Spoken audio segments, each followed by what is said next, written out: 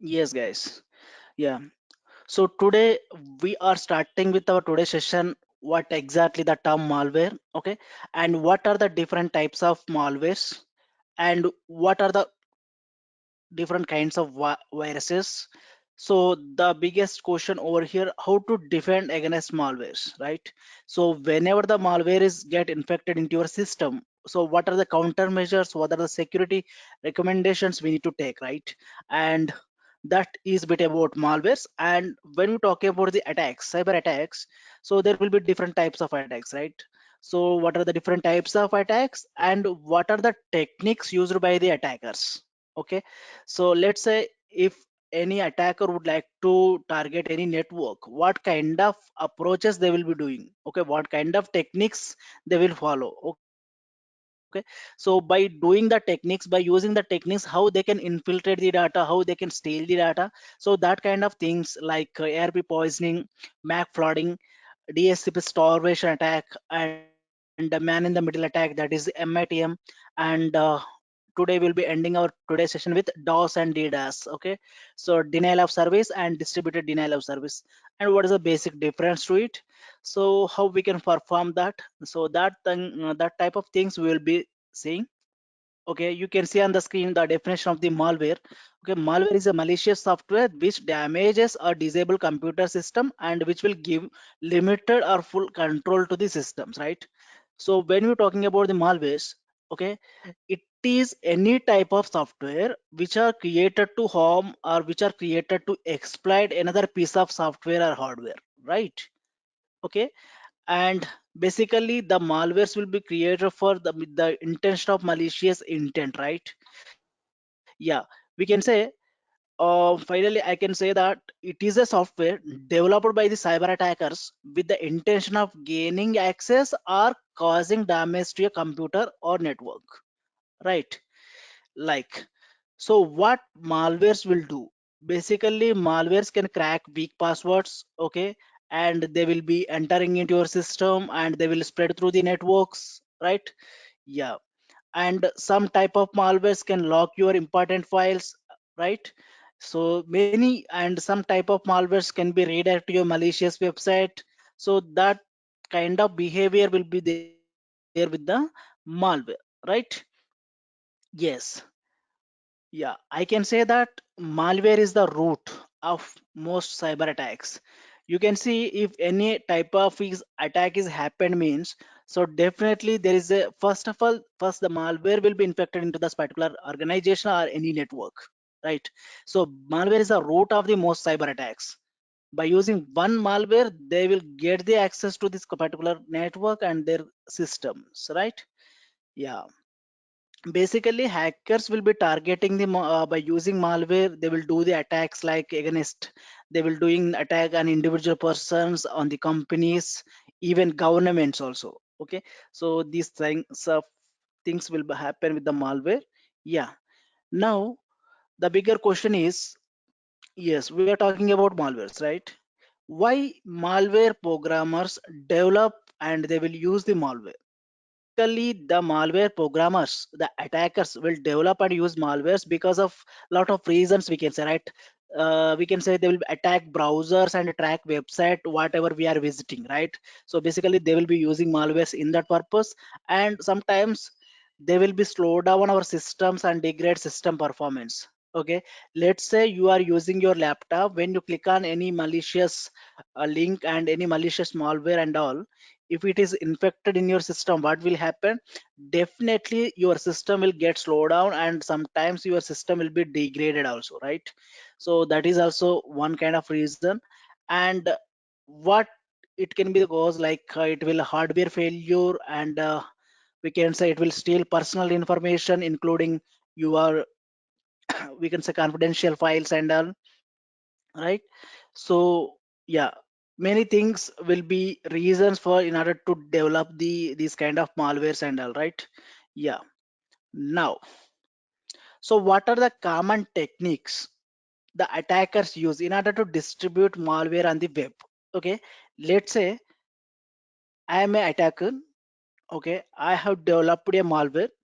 Okay, so what are the techniques I can use in order to distribute a malware on the particular web.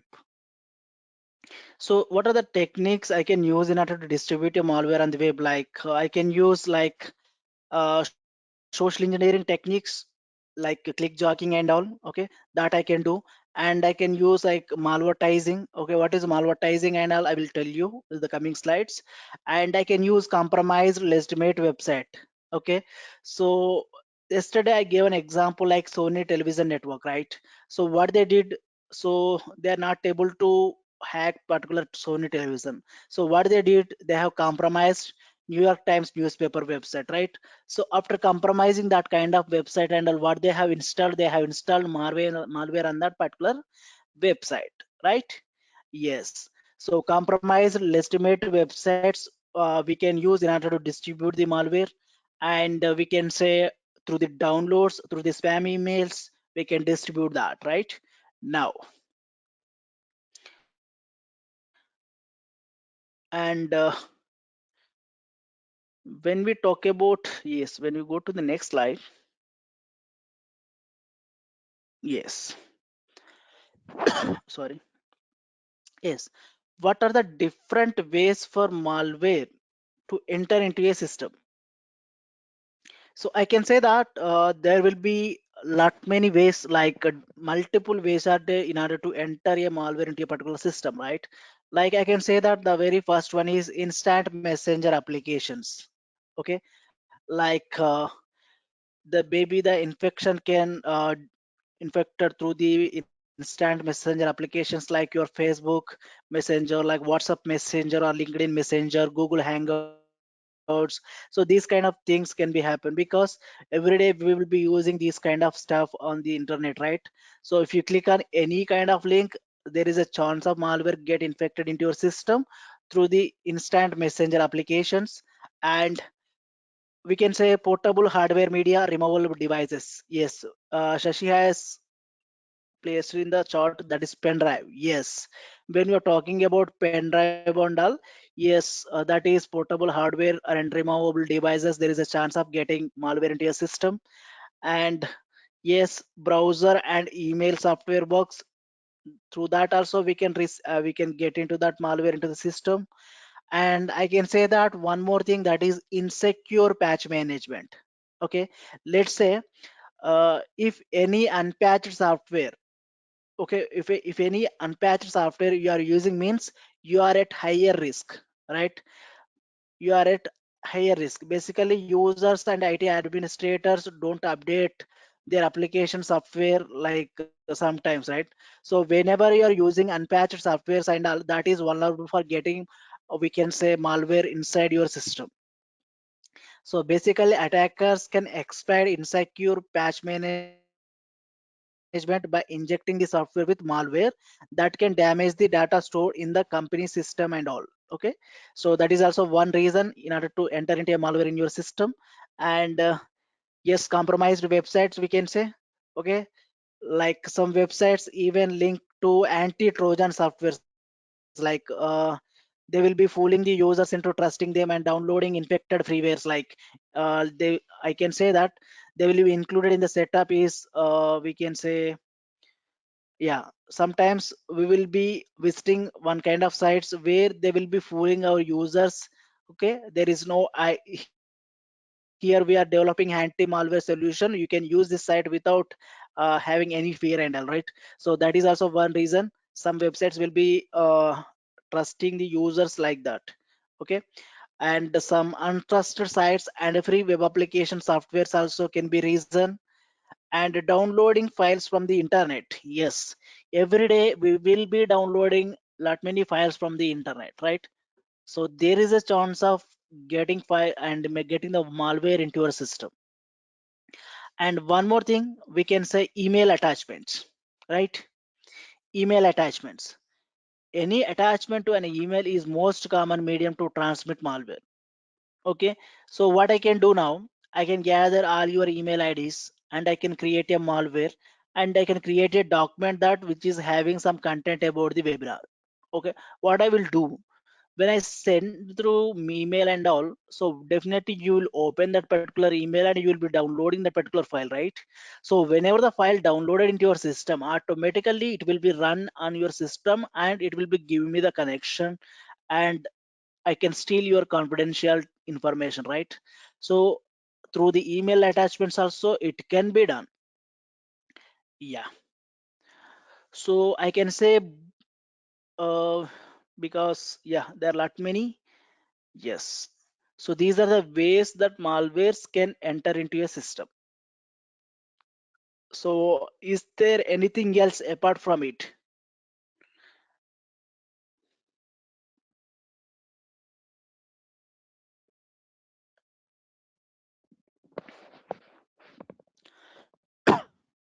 Yeah.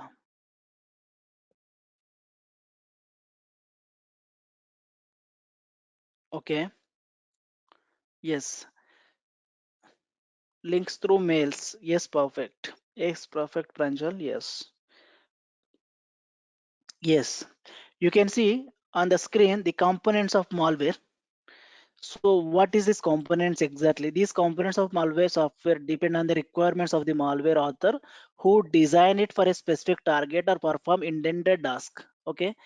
Let's say malwares are we can say multiple malwares will be there, right? There are different types of malwares in there, right? So whenever the attacker is creating a malware, in the sense he will be using some components. Okay, based on that his attack strategy, and based on that his need and all, so what he's going to do and all, based on that his need, he will be choosing this kind of components. Okay, let's say the attackers create a malware using these kind of components, okay, which will help them to achieve their goals. Okay, and when they can use the malware and they can steal the information, they can delete the data, and they can change the system settings, and they will provide the access. Okay, so many things can be done by using these components of a malware. Okay, yeah. So malware is basically, it is a capable for propagating and functioning secretly, right? So that's why we will be using different types of components. So we will be using based on the attacker strategy and all, we will be using these kind of components. Okay, so you can see some essential components over here. Basically most malware programmers and attackers will be following these kind of things, like they will be using the cryptor, and they will be using the downloader, dropper, exploit, injector, packet, payload, malicious code. So what is the cryptor over here? Can anyone tell what is the cryptor?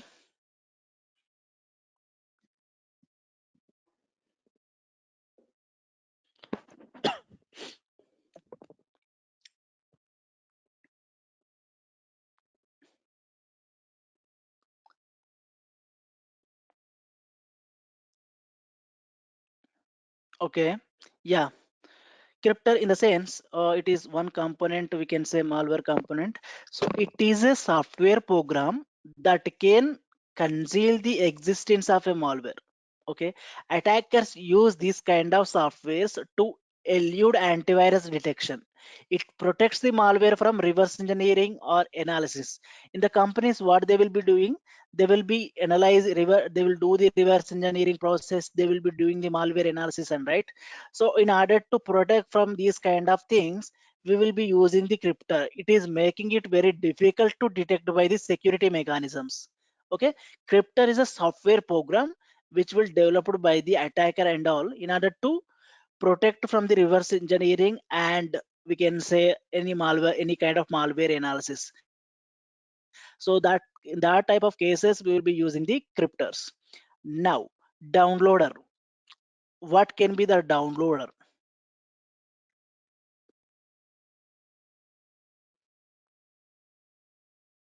Yes, downloader is, it is a type of Trojan that downloads other malwares. Okay, downloader is, it is a type of Trojan that downloads other malwares or malicious code or malicious files from the internet to your PC. Okay, from the internet to your device. Usually attackers install a downloader when they first gain access to a system. Okay, let's say I have dropped an email. Okay, that email contains some malicious link and all. When you click on that link, what will happen? So so when I will gain access to your system, right? So when I gain first access your system, the very first thing what I will do is I will install a download on your system. Okay, I will install a download on your system. It is a type of Trojan that downloads other malwares into your system. So whenever you are visiting any untrusted websites or illegitimate websites and all, that compromised websites and all, this downloader will help us to download other kind of malwares into your system. Okay, that is downloader. And dropper. So what is dropper exactly? Yes, dropper in the sense, yeah, can anyone tell whenever your system get infected with any kind of malware, is that visible to see? Can we see that what is happening behind that?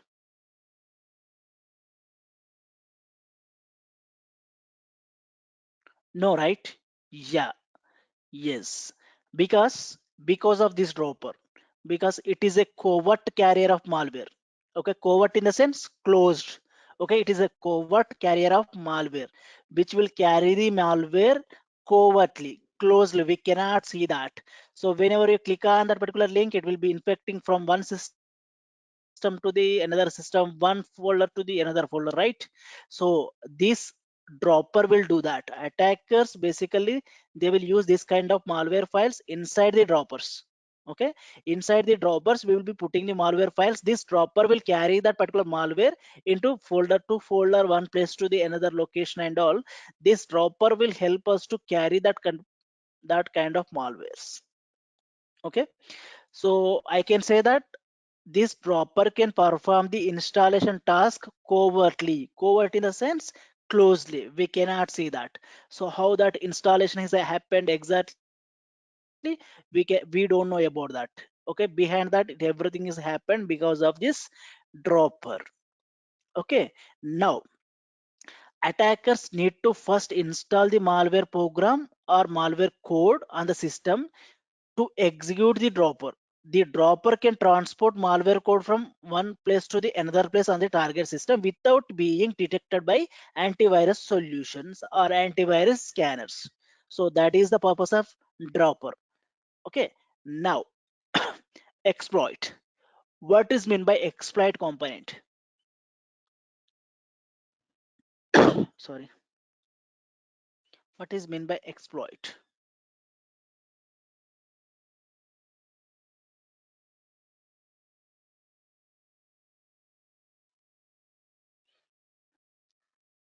Yeah. So it is a part of the malware that contains code or sequence of commands. Yes, piece of malicious code, perfect. Take advantage. Yes. So it is a part of malware which contains the code, or we can say it is a sequence of commands. So that can take an advantage of a bug, or that can take an advantage of a vulnerability in a particular system, right? So basically, attackers use these kind of codes to breach the system security through the software vulnerabilities. Okay, to spy on that particular system, or we can say to spy on the information or install the malware. Okay, so based on the vulnerabilities and all, we will be using the exploit. Okay, now we do have injector. What is this injector component? It means injector, it is a program which will inject the exploits or malicious code available in the malware. Okay, available in the malware into other vulnerable running processes. Okay, and what it will do, it will changes the method of execution to hide or prevent its removal. So every time whenever it is moving from one location to another, it will change the method of execution and all in order to hide from the antivirus solutions. And okay, that is injector. And we do have packer. So what packer will do, it is a software which will compresses the malware file to convert the code and data, we can say, which will convert the code and data from malware into a unreadable format. Okay, no one can read that things it will be convert the data into unreadable format. So what it will use, it will use compression techniques to pack the malware. Okay, basically we can say it will packer in the sense it will pack that kind of malwares. No one can read that about the malware and all. Okay, it will convert the data into unreadable format. And we do have payload. So what payload exactly it is? What exactly the payload it is?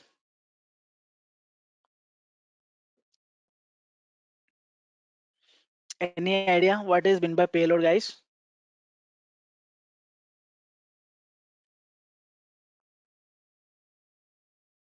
Okay,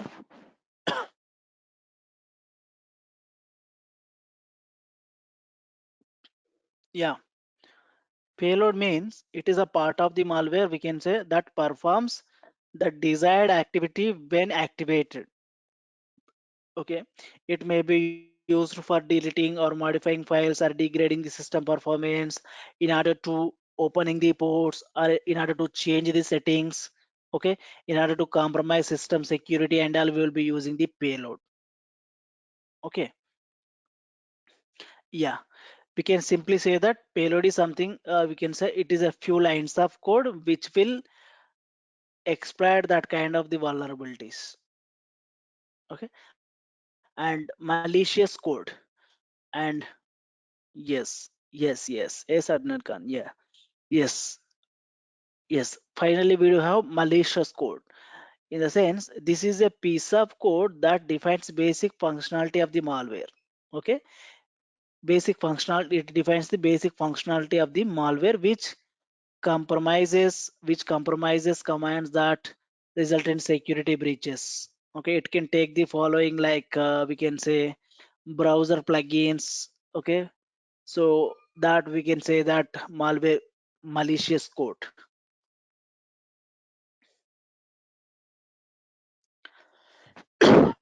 Sorry guys, sorry. Yeah. So these are bit about components of malwares. Whenever the attackers is doing attack by using malwares and all, so they will be using, as per their need, they will be using the different kinds of components. So based on their need, based on their goal, they will be choosing these kind of things. Okay, as per that, they will do the attack and they will plan for the attack. Okay, so simply they are not, I mean, they go out and all they're, we can say, infecting the malware and writing the malware code. That is not enough, right? So they will be using the different kind of, we can say, components. So based on the components, the attacker's strategy will be there. Okay, yeah, that is components of malware. Yeah, you can see on the screen types of malwares. Okay, we do have trojans. Okay, we do have trojans, backdoors, rootkits, adwares, viruses, worms, spywares, and what we can say, botnets, cryptors. Right. Now, when we talk about virus, what is meant by virus, guys?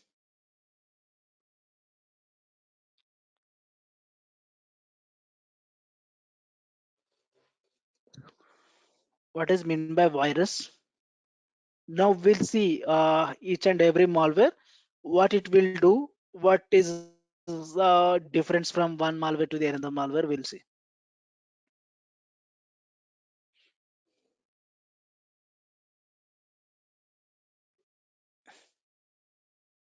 Yes, perfect. Yes. So when we're talking about virus, a virus is a self-replicating program, right? So whenever the word the virus came into the picture means definitely we will be having one idea, that is it is a self-replicating program. It means which will produce its own copy by attaching itself to the another program. Okay, like a computer boot sector, or we can say it is a document like. So basically what it will do, it will infect the other programs in the computer, and it will alters the data, it will transform itself, and it will encrypt itself. Okay, and it will corrupt files and the programs.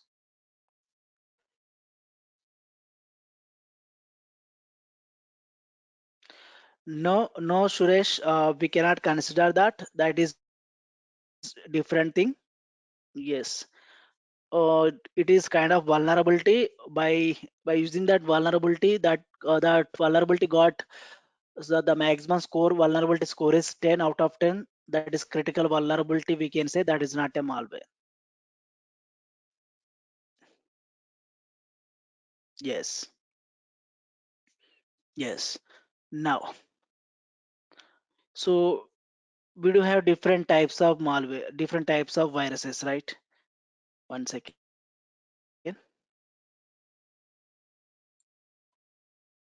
Yeah, you can see on the screen.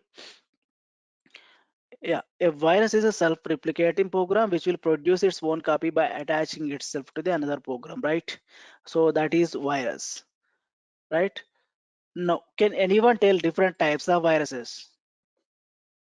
Web scripting virus, yeah, there will be like, we can say, yes, when you go back, go move to the next slide. Yes, you can see these are the characteristics of virus which will infect the programs, right? So these are the things can be done by the virus, right? So you have to remember that virus is self-replicating program that which will produce its own copy from when it is moved to the one program to the another program, right? Yes. Now, yeah, I'll talk about different types of viruses a bit later. So the how does computer get infected by the virus? You can see on the screen through the downloads, through the email attachments. Okay, so whenever you are failing to install security softwares and all, and browsers, pop-ups, removable media, and network access, backup and restore. Okay, and malicious online ads, social media. So these can be the reasons in order to get infective virus into your system. Yes. Now you can see microvirus, stealth virus, file extension virus, polymorphic virus, metamorphic virus, cavity virus. What is macrovirus, guys? Any idea?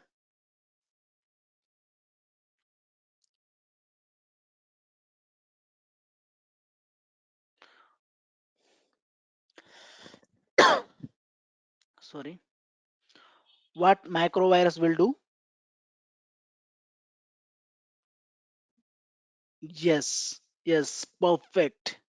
It will target the MS Office files. Okay. It will target the MS Office files. Like we do have MS Word, we do have Excel, we do have PPT, right? PowerPoint presentation, right? So basically it will target MS Office files. Let's say whenever the macrovirus get infected in your system, okay, let's say if your system is infected with the macrovirus means the all the Microsoft, I mean all the MS Office files, Word files, Excel, PPTs and all, if you are not able to open means your system got infected with the macrovirus. It is targeting the MS Office files. Okay. Now,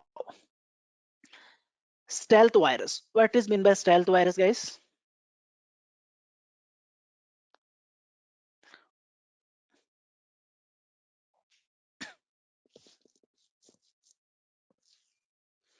Yes, perfect.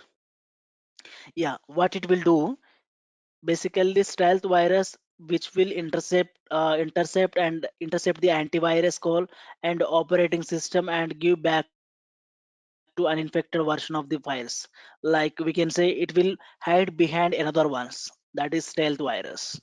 Okay, it will hide itself behind another virus as soon as the antivirus get uh, we can say detected, right? So that is stealth virus.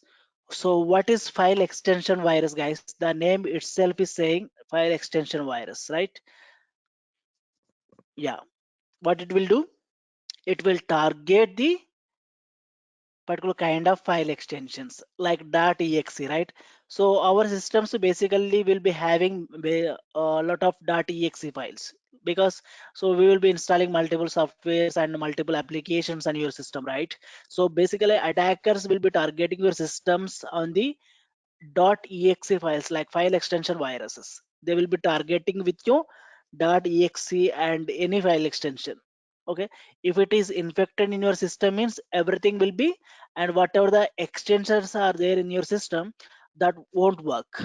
Okay, all will be corrupted. All the .exe files will be corrupted. Cool.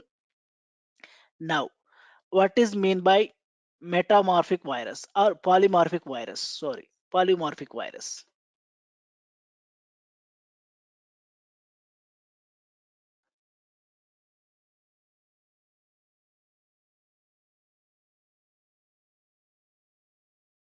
What is mean by polymorphic virus?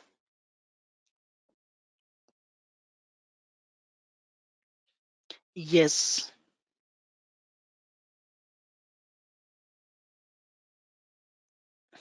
yes, it will be changing the forms, right? When it comes to the polymorphic virus, the virus code mutates itself by keeping the algorithm intact. Like when you talk about code and all virus codes and all, there will be there will be code, right? There will be code and there will be algorithm, right? So whenever the virus code mutates itself in your system, every time it is mute. Whenever it is mutating, it is using same code but different algorithm. Okay, whenever it is muted from one place to another place, it is using same code but different algorithm. Okay, different algorithm it will be changing in order to hide from the antivirus solutions. And we do have metamorphic virus. What is mean by metamorphic virus?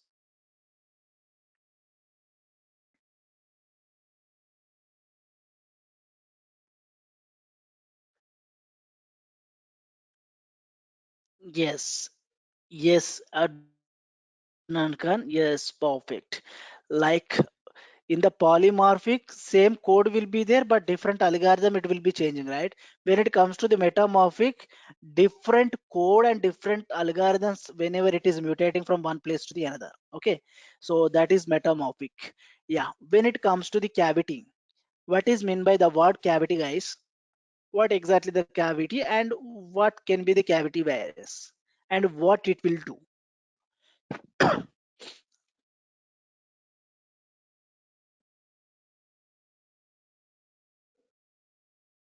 Okay,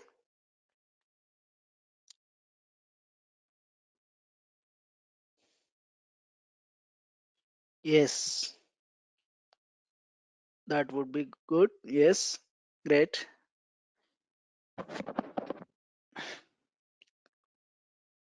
Cavity, it means like we can say, um, whenever any virus get infected in your system, okay, you will be having your files in your system, right? So whenever you open that kind of files and all, sometimes you have faced about these things about cavity virus. So whenever you open your files, that whatever the content, whatever the genuine content inside the particular file, so that will be disappeared in front of you. Some unknown content will be there, like random numbers, strange numbers, different kind of symbols and all. So everything will be on that particular files. Okay, it filled up with the cavity, that is strange numbers, strange we can say content and all. So it will remove original content and it will be filled up with the cavity. Okay, that we can call it as cavity virus, which is filled up with some unknown strange content. We can call it as cavity virus, right? Yes. So these are the bit types of viruses. Now, what is Trojan, guys? What is Trojan exactly?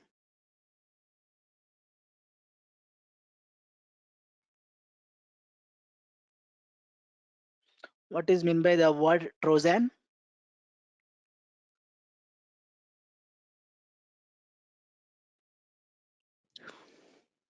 Okay,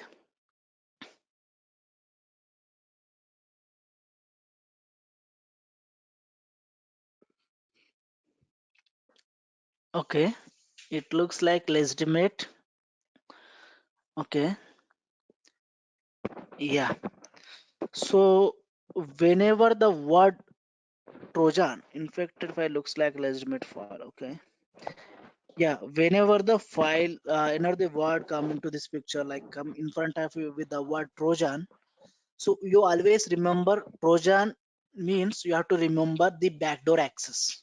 Okay, Trojan means you need to remember that the word backdoor access. So what the backdoor access exactly is? Trojans are basically malicious files. Okay, so which are used by the attackers to create a backdoor, okay, without the knowledge of the user.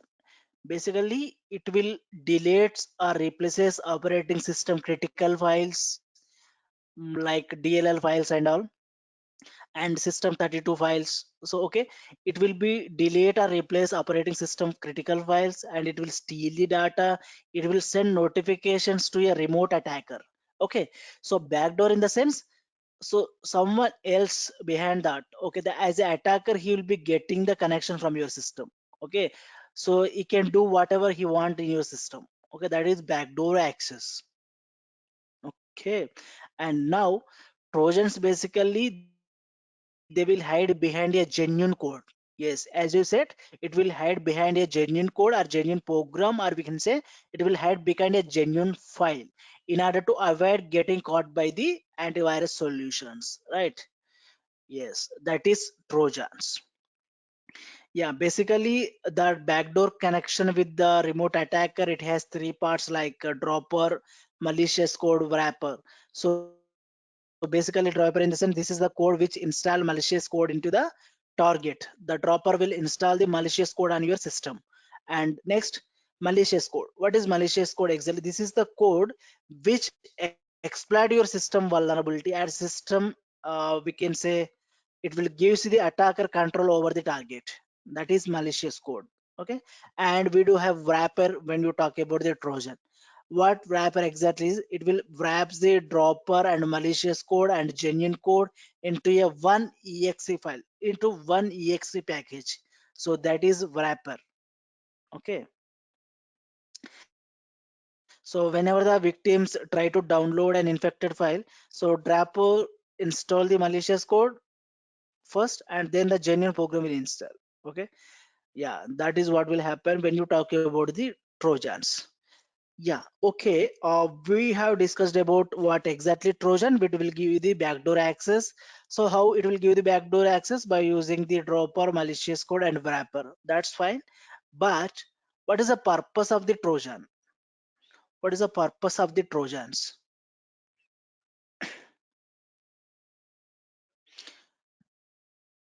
Yeah.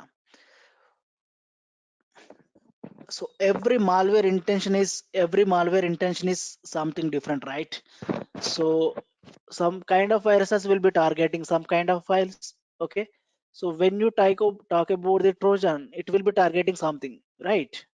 It will steal information like passwords, security codes, like credit card details, information using keyloggers. Okay, like we can say it will delete your OS critical files. Okay, and also it will generate a fake traffic to create denial of service on your system. Okay, and what it can do, Trojan can download a spyware, adware, and any kind of malware into your system. And the finally the very dangerous thing about the Trojan is it will record the screenshots whatever you're using on your system. Okay, it will record the screenshots, and it will record the audio, and it record the video of the victim PC. Automatically the webcam of the particular system can turn on, and it can do whatever he want with that particular webcam. Okay, so that is what can happen with the Trojans. So Trojans means backdoors means, yes, everything will be in the hacker hands. Okay, yes. Now, so sometimes the Trojans, we can say it will be disable firewall, and it will disable the antivirus solutions too. Okay, yeah.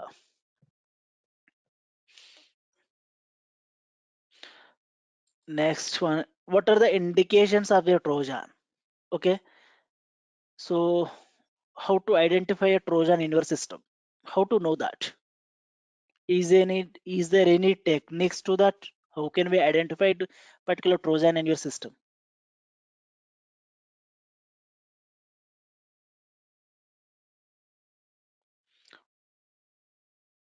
What are the indications of a Trojan attack? Any idea, guys?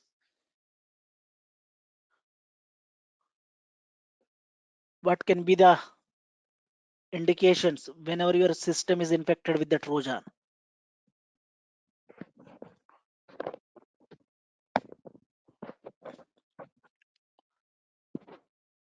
Okay, cannot access particular files. Okay,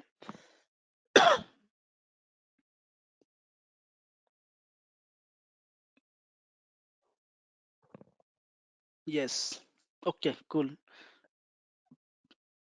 Yes, pop-ups, slow computer, interrupted internet connection, usable applications, perfect Adankan. Yes.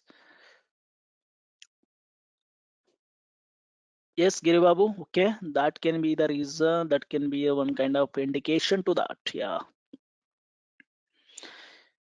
Yes. When we talk about indications of the Trojan attack, let's say if you have your system like the DVD ROM drawer, okay, it will open and closes automatically if your system infected with the Trojan. Okay, and what it will do, it will printers automatically start printing the documents. Okay, that can be also the reason. So web pages, whatever the web pages you are accessing, so that pages, we can say web page suddenly open without input from the user. Okay, when you turn on your system, automatically the web pages will open, so without giving any input from the user. And we can say the color settings of your operating system will change automatically. And whenever you're hearing and whenever you're watching any videos, any audios and all, the sound volume suddenly fluctuates. Okay, and antivirus programs sometimes it will be disabled. It means there is a indication, we can say, that is a Trojan got infected in your system. Okay, and sometimes we can say the mouse whatever you're using, and the mouse and keyboards will be freezed for a little bit of time. Okay, and we can say sometimes our screens will be blinks and flips upside down. Okay, so that can be the indication. And we can say the default background and wallpapers settings will change automatically. Okay, so that is also one kind of indication. Yes. Yeah, like we can say strange warnings. Sometimes we will be getting some pop-ups like some boxes will appear in front of you. Okay, that can be also one kind of indication to the Trojan attack, right? Yeah. So that can be the reason, that can be the indications of Trojans. Now, when we talk about the Trojans, right? Yes, we have discussed about what is Trojan, how it will infect into our system, different types of Trojans, and we can say, so if your system is infected with the Trojan, and what can be the actions, what can be the indications we have discussed, right? So for the, finally, what I would like to discuss is what are the countermeasures, what are the countermeasures we can take in order to avoid this kind of Trojan attacks. So this is very important, right? What can be the countermeasures we can take in order to avoid the Trojan?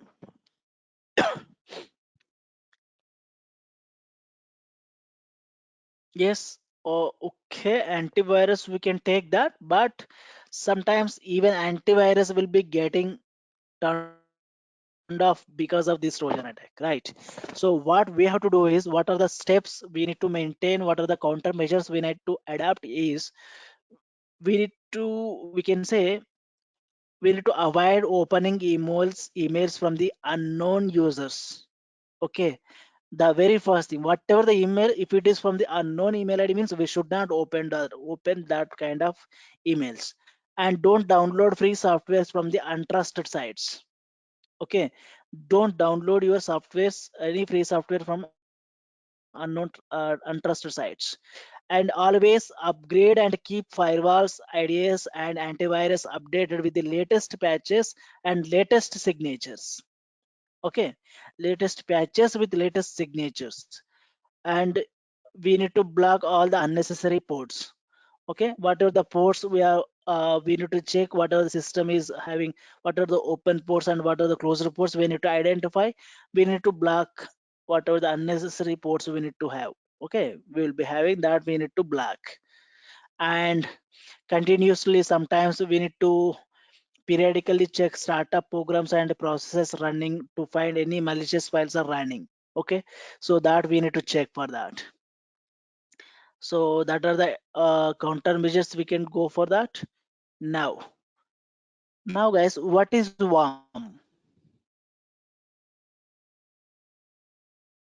Yes, Surendra, yeah, you're asking how we can check the ports that are open.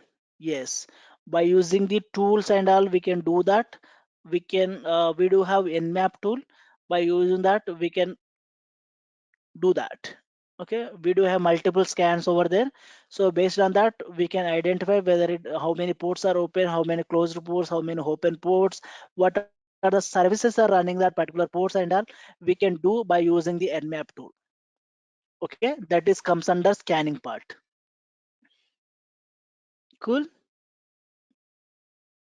Yes, there will be some syntaxes and there will be some commands. We can do that. Yes, yes, Janardhan, worms are self-spreaded code like virus. Okay.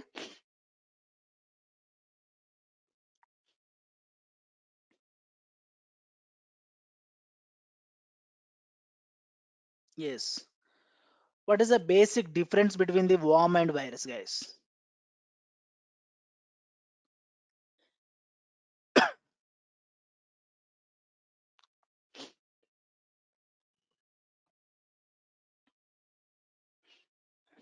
Yes, the worm is a standalone malicious program which spreads from one computer to the another computer.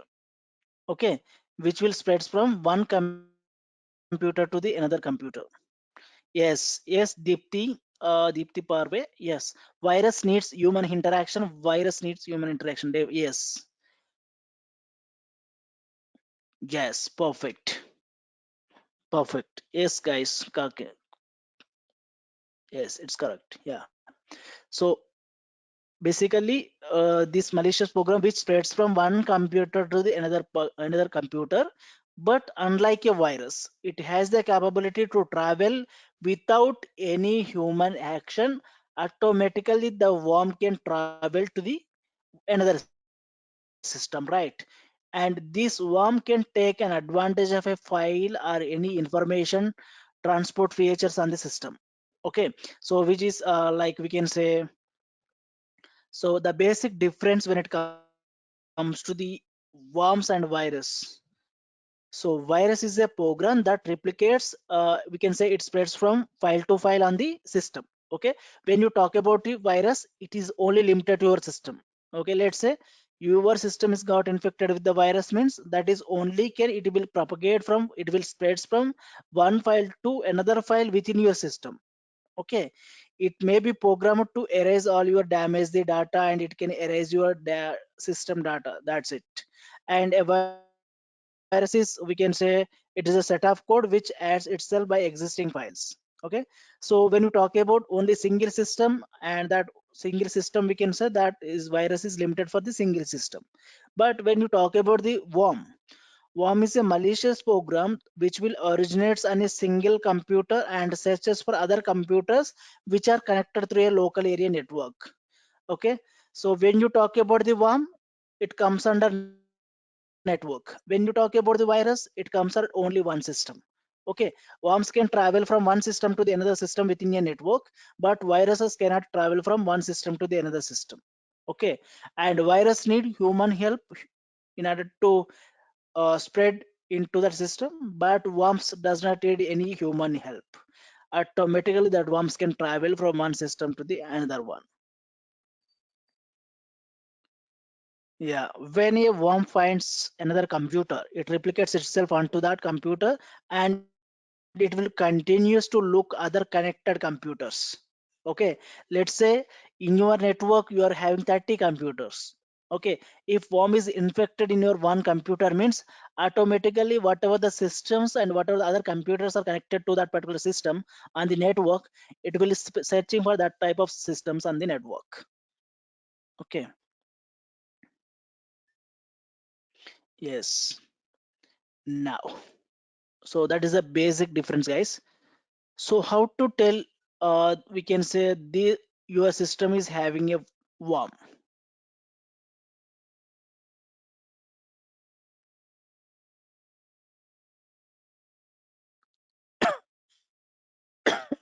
Sorry. Yes, yes, you can see on the screen if your system get infected with the worm means definitely there will be monitor speed and performance will decrease. Okay, there is sometimes it will be high and sometimes it will be low. Okay, and we need to keep eye on your hard drive space. Okay, what are the space we are having in our system and all, we need to check for that. If there is any space is missing and the space is occupied by some unknown content and all, we need to check for that. And what are the files we do have, okay, we need to look for that.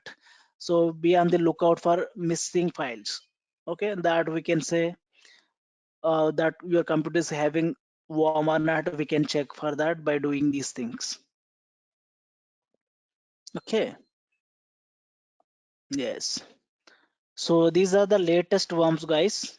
Okay, Muniro, Bondat, BP, these are the latest worms when you talk about the worms and all. Yeah, what is keylogger, guys? The name itself is telling something, right? What is keylogger? Can anyone tell what is keylogger?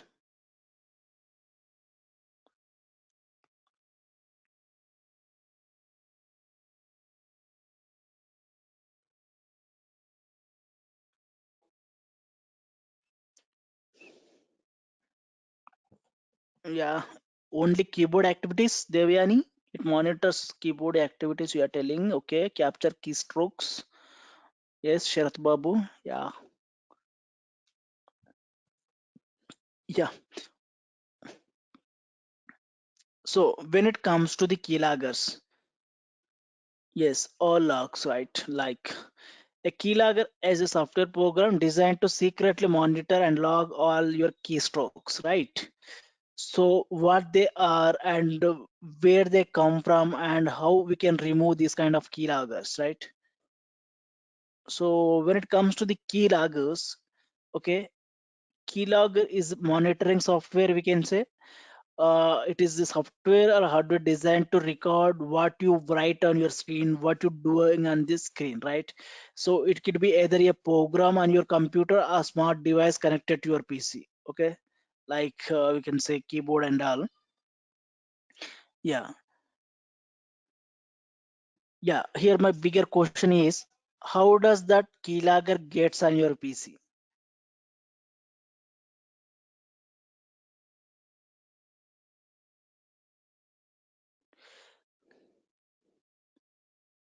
Any idea?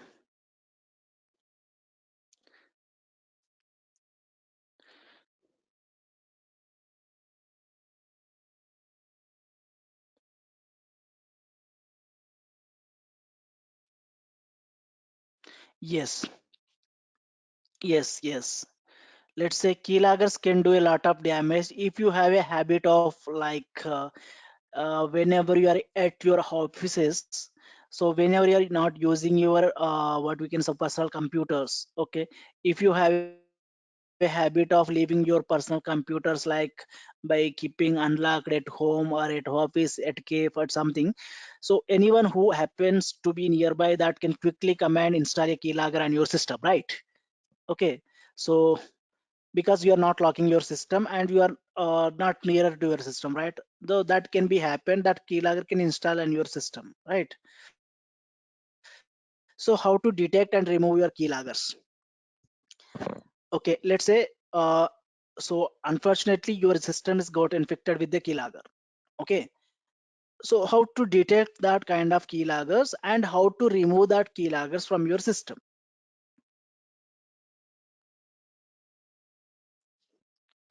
Okay.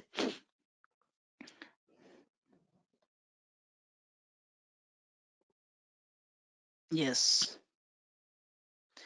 So basically, it is very difficult to find out if you have a keylogging software on your PC. Okay, because it looks like you're running a legitimate program, but that is not right.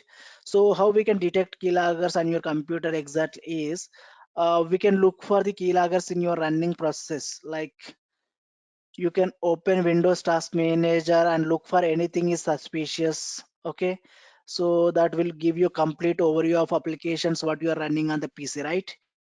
So that you can do that, and check your firewall's activity log for anything is suspicious, that you can do that.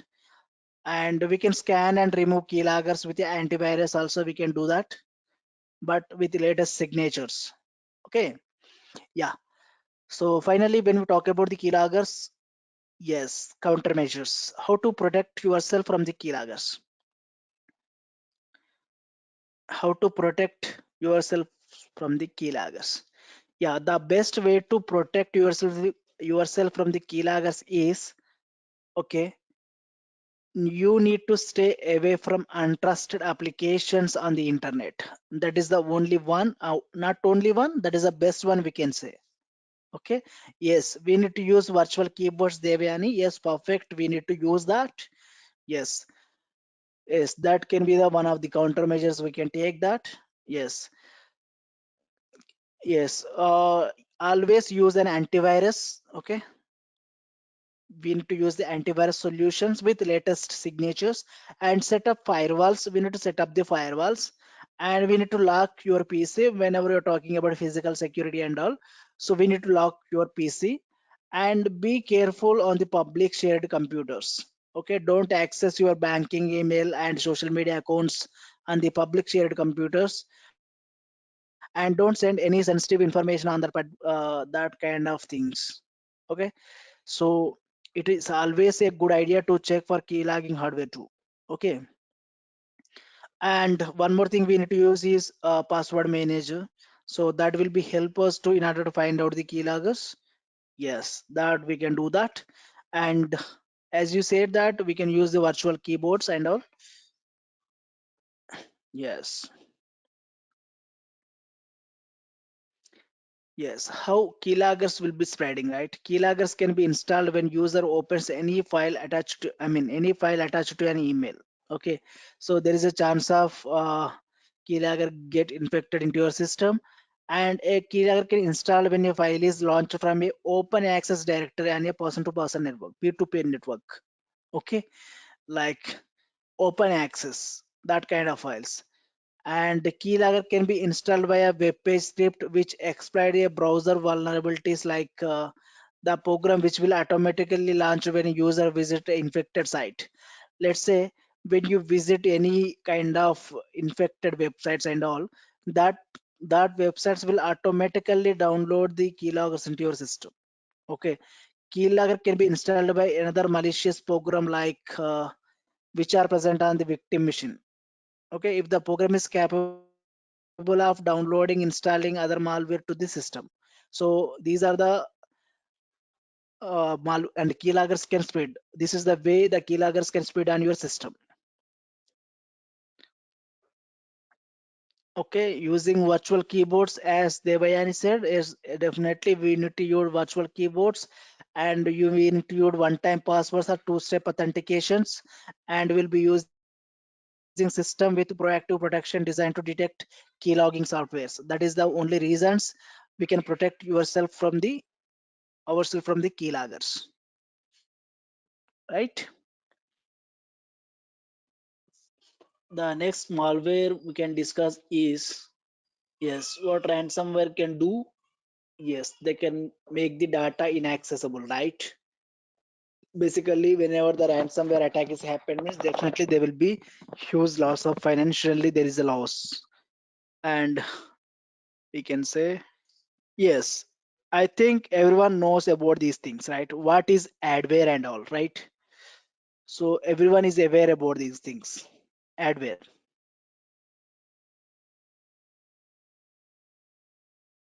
So what is adware, what it will do, and how we can prevent the adware? Yes. So adware is one kind of malware that everyone knows when we see it, and so everyone see on your laptops and also, right? It's very hard not to when see it is causing pop-ups and over your screen, right? It means adware meaning means it will advertising the malware. Okay, basically it will display unwanted advertisements using intrusive and potential dangerous methods. Okay, so that is we can call it as adware. So what does adware do it your what does adware do to your computer? Okay, so what it will do, it will infinite, it will give the infinite pop-ups. Okay, so we can say it will whenever the adware is installed in your system, like pop-ups will be continuously coming to your system. And what adware will do, it will be spying. Okay, it will do the spying on your system. And if the adware is installed in your system, there is a chance of man in the middle attacks, because they can intercept the data and they can steal whatever you are communicating and all. And once the adware is installed in the system, it will be caused to the slowing down your devices, and it will eating up your data, it will eating your all the resources. Okay, whatever you're using, so that adware will do. So basically there will be few countermeasures how we can prevent from the adware is like we need to keep your software and OS up to date. Okay, we need to keep OS and software up to date, and we don't be too curious. Like we can say whenever the pop-up is raised, okay, we should not click on that particular click and all, right? Like basically hackers, they will use mysterious files, like there will be unmarked USB drivers, and there will be cryptic emails, okay, in order to trick the user and all. So they will be using the very interesting pop-ups in front of you. Okay, so we should not be very too curious in order to get that pop-ups into your systems. And pay close attentions. Okay, like whenever we are visiting any website, whether it is fake websites and all, whether it is warnings and forged emails, so that kind of things we need to pay close attention to things, so that we can avoid this adware. And one more thing, we can say be careful whenever you're clicking on something. Okay, so that can be a reason when you're clicking on any unknown links and all, that will be infect your system with the adware. And yes, now, yeah, that adware we can see mobile adware on your system. This mobile adware mobile and ads on your system on your mobiles. Okay, adware on your mobile devices, we can call it as mobile adware. Okay, nowadays it is increasingly commonly, we can say it will be contracted through third party application downloads. Like when you download any third party applications in your mobiles and all, it will be this kind of pop-ups will be raised into your system, raised in your mobiles also. Okay, yes, yes, it will install spyware basically, and it will share your data with the third parties whenever you're installing third party applications. So that is what adware will do. And what is rootkit? Yes, when it comes to the rootkit, guys, rootkit, the name itself is telling that it will be targeting the root of your devices. Okay, so like we can say, when it comes to the rootkit, it will remotely control your computer. Okay, like it will be targeting the your kernel level things. Okay, let's say, so this is your system, this is your this is your hardware. Okay, and this is your OS. Okay, so this is your system, this is your OS, and this is your hardware, right?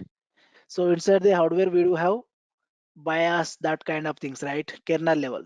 So this rootkit will target here, it will target the bias, kernel level things, kernel level things. Okay, that is rootkit. Okay, the name itself is telling that root. Okay, so the application that will allow unauthorized root admin level access to the devices that restricted area known as we can say call it as kit, right? Yes. So how do I know I have been infected with the malware? Like will be slow down the computer performances, browser redirects will be happening, problem shutting down and starting up your computer, frequent pop-ups and ads will be raised, right? So these kind of things will become.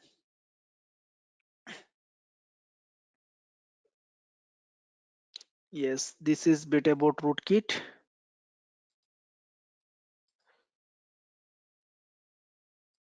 Yes. So how to defend against rootkits? Yeah, the very first thing, whatever the vendor updates we are getting on your system, okay, we should not ignore that updates. We should be very up to date whenever you are getting the updates from the vendors, and we need to watch out the phishing emails and be careful of drive-by downloads. Okay, what are the downloads you are doing, and don't download files that send people you don't know. Okay, yes. So in the WhatsApp messages also we'll be getting like yeah, some people unknown numbers will be sending the files and right. So we should not download that kind of files in your system. So whenever it is come sent by the unknown people. And what is malvertising?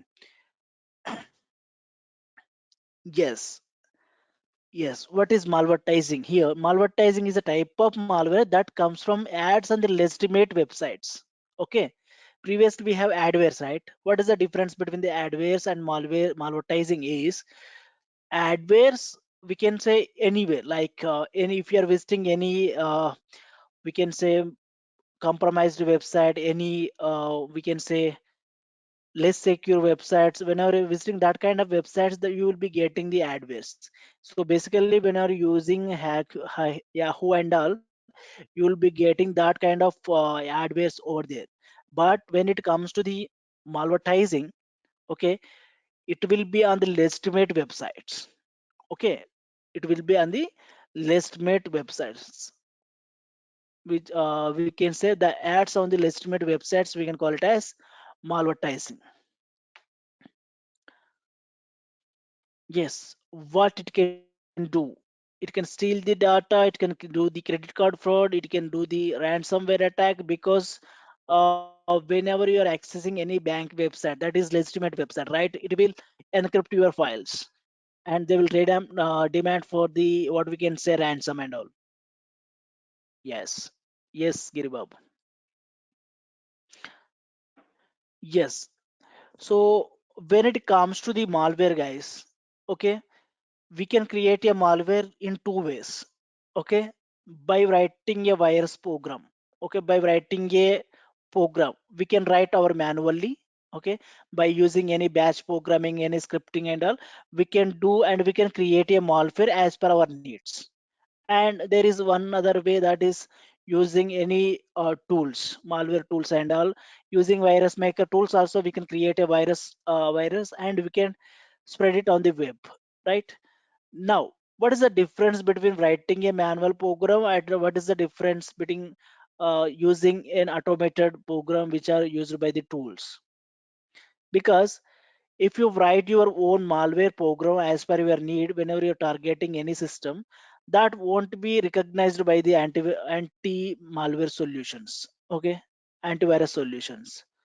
So but whenever you're using any virus program which are developed by the any tool, so that is easily detected by the antivirus solutions because all the signatures will be uploaded into the antivirus solution that can detect by using that signatures.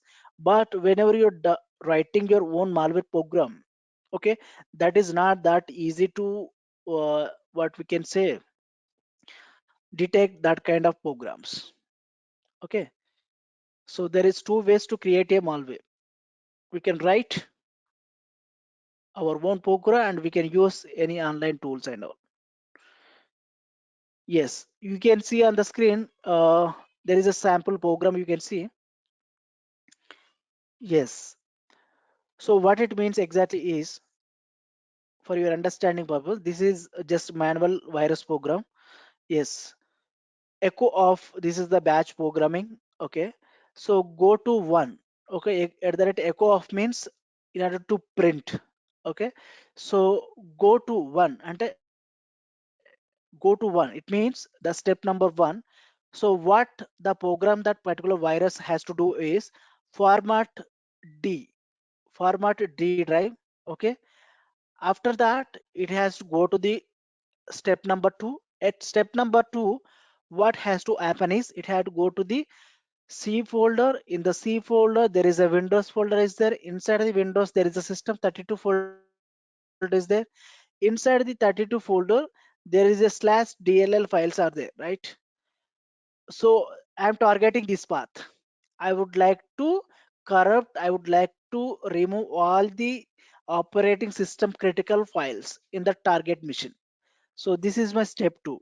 Okay, whatever the DLL files inside the system 32 inside the Windows folder, that all has to remove from that victim machine. Okay, that is step number two. And in the step number three, notepad has to open.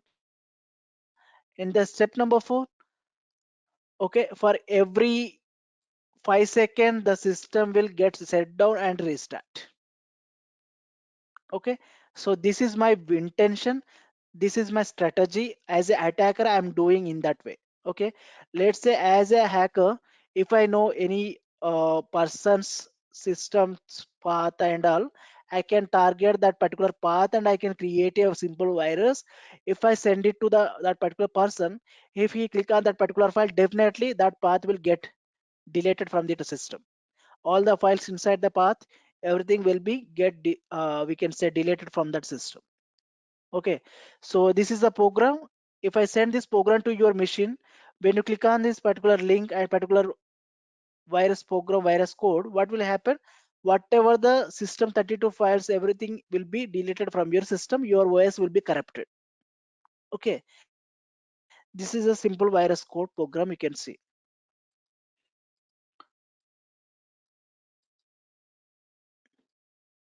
Yes.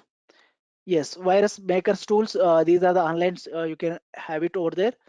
So Bhavesh, SKW Deadly Virus Maker, Sonic Bat, which is comes under batch programming, Terabit.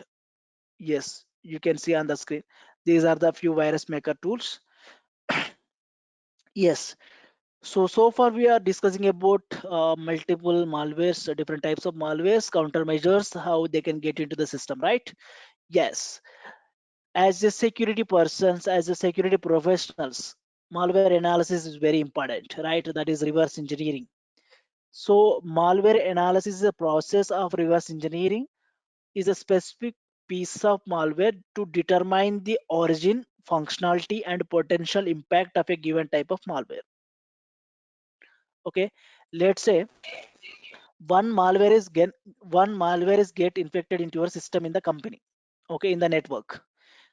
So basically what we will do, definitely we will be isolate this machine and we'll be removing this kind of machine from the network, and we will be moving the system to the another network. So that is what, right? So we will be analyzing the malware in two ways. There is two ways: static analysis, okay, and dynamic analysis. In the static analysis, what will happen, simply we will be doing that what kind of malware is get infected in the system, and that we will be analyzing. But in the dynamic analysis, what we are doing is whatever the malware is get infected in the system, that will be run that particular system. Okay, we will be running that particular virus code, what particular malware program. Okay, once you run that particular malware program, okay, what files it is targeting, what path is targeting, okay, how the attacker has formed this kind of malware, okay, what is the intention of the attacker, okay, if this malware is get infected on the network, what is the impact. Okay, so these kind of things will be considered in the dynamic analysis. Cool. In the dynamic analysis will be running that particular malware. In the static analysis we are not running, just we are taking that virus and we will be analyzing it. But in the real time we will be having dynamic analysis. Okay, basically in the corporate area networks we'll be having like sandbags environment. sandbox environment. So whenever the any system on the network is get infected with any malware, we will be isolate that machine and will be getting into that system to the sandbox environment. In the sandbox environment, we will be doing the reverse engineering and we will be working on it and we will be running that particular malware and we will be analyzing that. So after the analyzing and all, what will be, we will be getting some details, right? What attackers has targeted, what IP it came from, and what files it is targeted, and once that particular malware is exploited and infected, how much impact will be there, right? So these kind of details will be getting, and for future purpose it won't repeat, right? We'll be adding in the IOC indicator of compromises list. Will be adding that kind of details to the IOC. Okay, based on that we'll be aware same kind of attacks again. Okay, that's what we will be doing the malware analysis. Yes.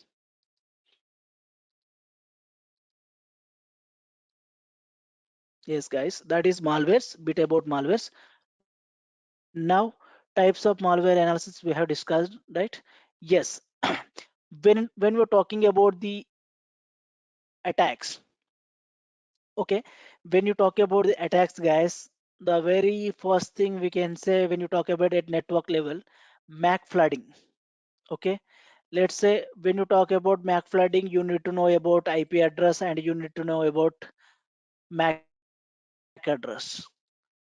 And if you know about IP and MAC, then you have to come to the hub and switch. Yes, yes, which will maintain the CAM table, that is port number and we can say MAC address. So MAC flooding is nothing but flooding the CAM table with the fake MAC addresses is known as MAC flooding. Okay. So the switch is maintaining the port number and MAC address details. Okay. Whenever the system is connected to the switch will maintain the port number and what port it is connected, that MAC address will be storing on the CAM table. But by using fake MAC addresses, you can hit this CAM table and you can run out of this CAM table by using fake MAC addresses list, so that you can do the MAC flooding. So that what will happen at that time, your switch will turn into act as an hub. Okay, whatever the data is transmitting on the network, that will be transmitted and broadcasted to each and every device on the network. Okay, basically MAC flooding will be, once MAC flooding is done at your network, what will happen, whatever the switch you are using on the network, that will be act as an hub. Okay, that is a disadvantage we can do. So basically attackers will use this kind of technique in order to do the we can say attack at network level on the switch. And next to do we do have MAC spoofing or duplicating. Okay, MAC spoofing or duplicate is nothing but we can say, let's say this is the legitimate user and this is the attacker, right? So whenever you connect to this switch, what will happen, your MAC address will be stored at the switch, right? So as a attacker, what he will do, whatever the address is there of your address, legitimate MAC address, so that will be spoofed by the attacker. That will be spoofed by the attacker, and whatever the communication is happening on the particular network, he can listen and he can intercept that. Okay, he can intercept that connection. That is MAC spoofing. Even similarly, we can have IP spoofing also. IP spoofing, we do have some tools and all in order to do this. In order to do the MAC spoofing also, we have tools. And we do have ARP cache. Yes, guys, I am talking about the techniques which are used by the attackers in order to do an cyber attacks. Okay, whenever they are planning for any attack on the network, so they will be following first MAC flooding, next they will be doing the spoofing techniques, later they will be doing the ARP cache. Guys, anyone knows about the ARP cache? What is ARP?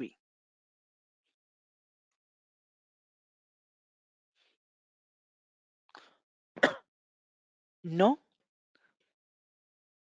How we can check ARP table on your system? Any idea, guys? Yes, Tarun Kunta, address resolution protocol, that is perfect. How we can check that? Yes, ARP stands for Address Resolution Protocol. This table contains your IP addresses and we can say MAC address of that particular devices. It will maintain that kind of things. So that is ARP cache. How we can check in your Windows system that ARP cache? Any idea?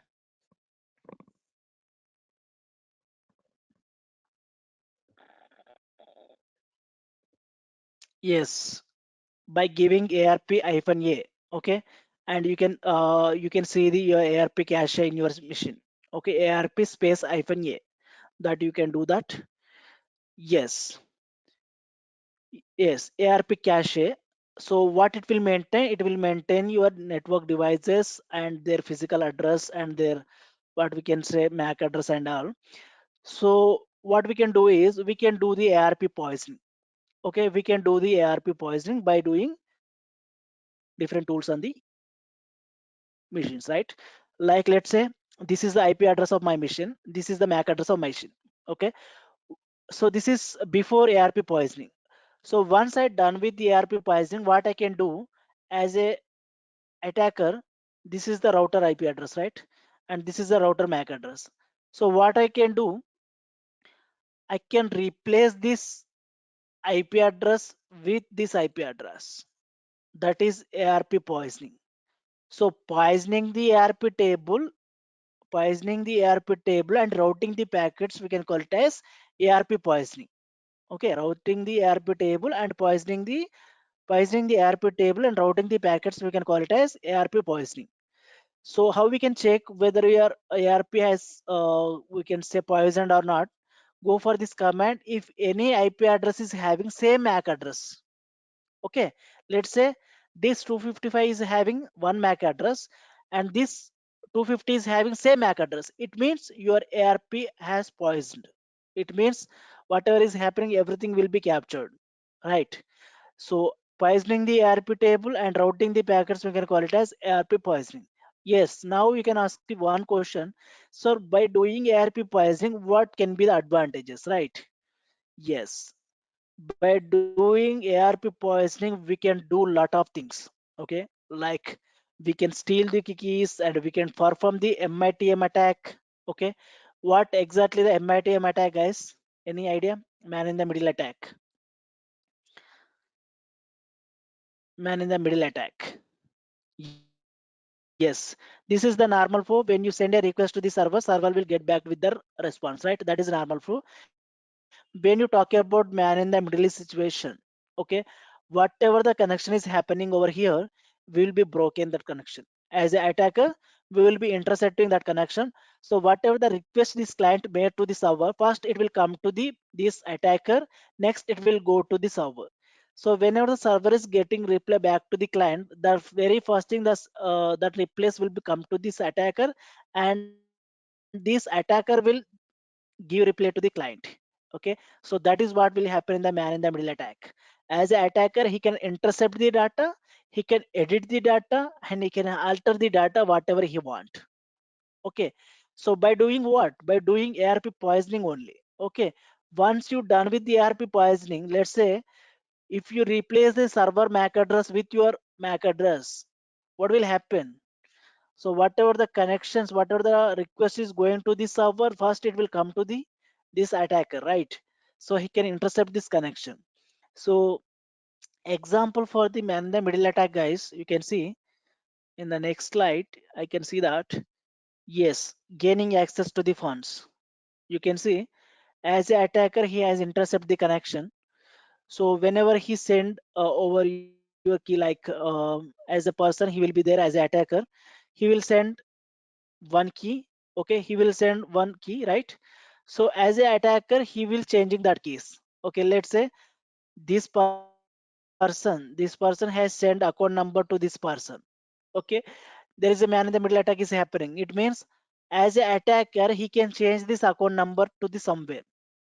This person no, don't know. The victim one is don't know about the this person is don't know about what is happening. He can change this account number and he can send it to this person.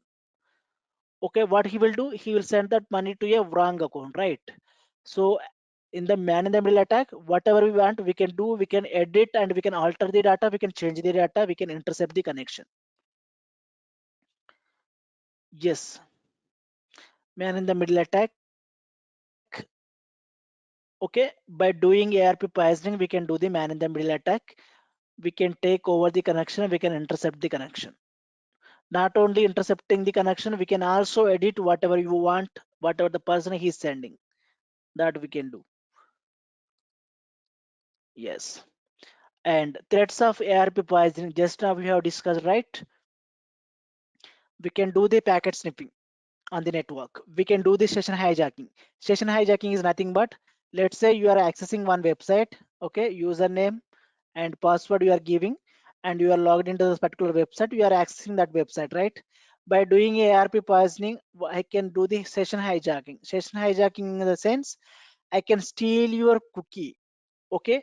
I can steal your session cookie and session ID, and I can get over your session. Okay, I can use your session as an attacker. I can take over your session. Okay, as an attacker, your account will be in my hand. Yes, we can manipulate the data, we can do the man in the middle attack, we can do the data interception. Okay, and what we can do, we can steal the password, we can do the DOS attack. Perfect. Yes. Now, remember for participation from, yeah. Okay, guys. Yes, it's 9:45. Okay, I will be giving you that. 1 second. Yes, these are the ARP poisoning tools, guys. BetterCap, EtherCap, DSNIF, MITM okay, ARP poison. These are the tools which we can do the ARP poisoning by using these tools. And ARP spoofing detection. Okay, so how we can know that whether ARP poisoning has done in our system or not? By using these tools also we can do, and by manually you can go and check your ARP cache and ARP table, you can do that. Okay. And DHCP starvation attack, guys, you can see on the screen. It means, DHCP starvation means, so before going to know about this topic, you need to know about what DHCP exactly. Everyone knows about DHCP, I think so, right? So this is a system, this is the DHCP server. Whenever this system is connected to the network, what it will do, it will raise a discovery message to the server, right? After that, what will happen? This server will offer an IP address to this machine. After that, what will happen? This one will request that IP address to this machine. So this server will acknowledge that, right? So DHCP will work on the process of DORA, discovery offer request acknowledgement, right? So whenever the new system is connected to the network, the DHCP will be offering an IP address dynamically to the that particular machine, right? In the case of DHCP starvation, as the attacker, what I will do, I will send as many as possible as a DHCP request to the server. Okay. So at that time, what will happen? This DHCP server is a pool of IP addresses, right? So at that time, at one time, the DHCP is running out of assigning the IP addresses. Okay, it is running out of IP addresses, because as an attacker I will be sending fake spoofed IP addresses, fake spoof requests to the DHCP server, right? So this server will rounds out of IP addresses to allocate valid users. So at that time, what will happen? DHCP starving out of IP addresses, right? That means DHCP starvation attack, making the DHCP server out of the IP addresses. We can call it as DHCP starvation attack, right? Now, what is DOS attack, guys? Everyone knows about the DOS attack, denial of service. Okay, denial of service. What we are doing as a hacker, we are over here. Let's say this is a server. As a hacker, what we are doing a DOS attack. DOS attack in the sense we'll be sending multiple multiple send requests and multiple requests to the server. Okay, so that is the denial of service, sending multiple requests to the spoofed IPs. By using spoofed IPs, we can call it as DOS attack, right? So if you send multiple requests to the particular server, what will happen? The server will get down, right? Server will get down. So we will be doing an attack on availability, right? Doing an attack on availability, denial of service. You will be sending loads and loads of requests to the server, right? And next we do have DDoS. So there is a slight difference. In the DOS, we are using, as the attacker, we will be sending loads of requests from one machine. But when it coming to the DDoS, distributed denial of service, it means we are using zombies. Okay, as the attacker over here, we will be compromising multiple systems. Okay, any compromised machine we can call it as zombie. Okay, any compromised machine we can call it as bot or zombie. Okay, so as an attacker, we are over here. We have compromised these machines. We have compromised these machines. Okay, now these machines will do attack on this targeted server. Okay, this machine will do attack. This machine will do attack. This one will do attack. So every zombie, every bot on the network will do an attack on the target server. Okay, using multiple zombies, using multiple bots, we can plan for the DAS, right? That is distributed denial of service. No, both are same because botnet or zombies we can call it as same.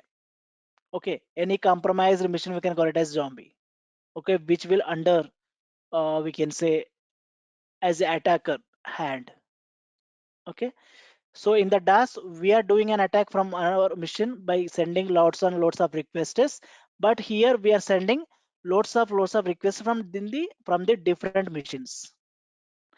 Okay, from the bots.